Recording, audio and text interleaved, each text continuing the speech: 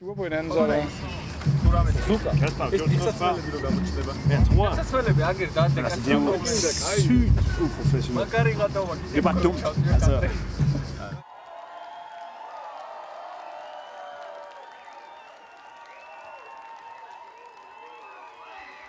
So good evening. It's our first time in Georgia and it's such a beautiful place. We are Whomadewho. This is the first time we arrive in Georgia. We've been here for 1 hour and we have experienced so many beautiful things, and it seems like it's a very beautiful country. So we are very happy about coming here today. Check this out. Normally you're in a club and you have some other stupid band going doing a sound check, and here we are listening to chilled out music and hanging out with good company. Many years ago we met one Monday evening, just Jeppe, Thomas and me, and tried recording something because Jeppe played with Thomas in his house outfit, and they wanted to do something more raw and more live, and they called me. Knew I was a good bass player. I wasn't a singer at the time, so we just played instrumentally. And recorded for 3 hours that evening and made 3 songs and sent them out to 5 labels, and after a week we actually had a label deal, so it was very fast. And then we found the name, and then I started singing, then Jeppe started singing, and it's just been growing for 10 years, almost 10 years now.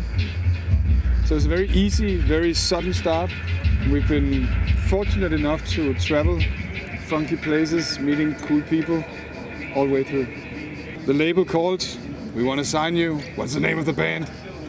And Bafo was just looking through his albums and thought, this AC/DC album, nobody knows it, we're going to call it Whomadewho. For me it must have been, the first album I bought was on cassette, and it was Whomadewho, and I'm sure nobody here have ever heard it, and I'm almost sure nobody will ever hear it. It was a very small Danish band, but I kind of liked it, it was like children's music. I had my first cassette tape that didn't really impress me. Was a tape with Django Reinhardt, because my father knew I was into guitar playing, and that was not, I didn't really like that so much. But then later on he gave me a cassette tape with Jimi Hendrix, Electric Ladyland, and after I heard that album I knew, basically I knew what I wanted to do the rest of my life.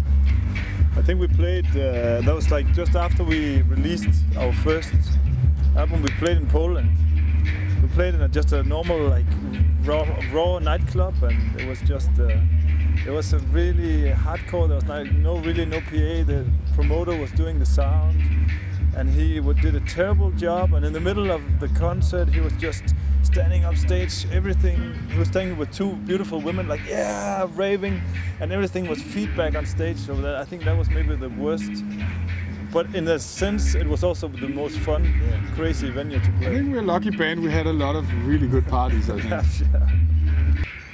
I just got a new computer, and it's like I work with it every day for many hours. I have my solo show where I play with it live, and it's just the most important instrument I have.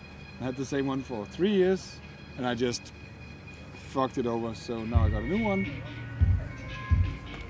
I know it sounds very boring, but that's definitely the best thing I bought. To me, we come from Copenhagen, which is very much a bicycle city. We've always been biking around. But like half a year ago, I bought a German car, an Audi, like a big car, and that was the best buy for me. I've been having so much fun just driving around with the leather seats, just enjoying the car, because it's a new thing. We always, when we tour around, we mainly fly with SAS. So every Star Alliance partner is our friend. But I don't know which specific type is our. No. But always. I know. I hate Norwegian. Yeah. I hate Norwegian. I hate Vueling, you assholes. Yeah. There's some more EasyJet. Fuck you as well. Yeah. And Ryanair, you go. Yeah, the thing is, go and get a life.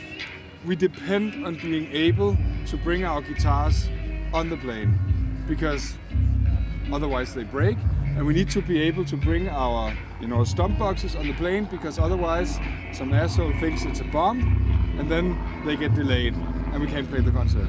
So we have to get a little bit more on the plane than what is legal. So we depend on people saying, it's okay, it's cool. And the airlines I just mentioned, they're like Nazis. They're like, no, you cannot. So Norwegian, Swiss also fucked me up once. Yeah. When you make love to a woman and you really want to do it good, you kind of just, the goal is that the ecstasy and you have the mutual orgasm and you just, everything explodes.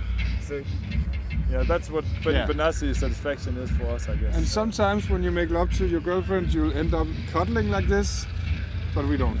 No, we don't do that. But it's just, I think we sometimes talk about, we're lucky in this band that we can, if we were a car, we'd be like a 4-wheel drive, we can go everywhere, and then we drive faster and faster, and then when everybody else, then the 6th speed, then we have a 7th speed, and that's satisfaction, I guess. That's true, yeah. It's like when you put on in Star Wars they call it the overdrive or something, like poof. Yeah. And it's super corny, and I must admit that for a couple of years, I was like, no, I don't want to do that shit cover song anymore, it's so corny. And Jeppe was always, come on! And now we do it all the time again, and it's great. It's a pleasure. Because we always reinterpret a little bit, but it's always a little bit different, still the same. Yeah. Yeah. We have fun playing around with it, and it seems like every time we play it, people get really satisfied. KIDSRAVE. Right. This is Who Made Who. Oh. This is Who Made Who. This is Jeppe. I'm Thomas, and you are watching KIDSRAVE magazine video clip with Who Made Who and Georgia. Please. Thank you.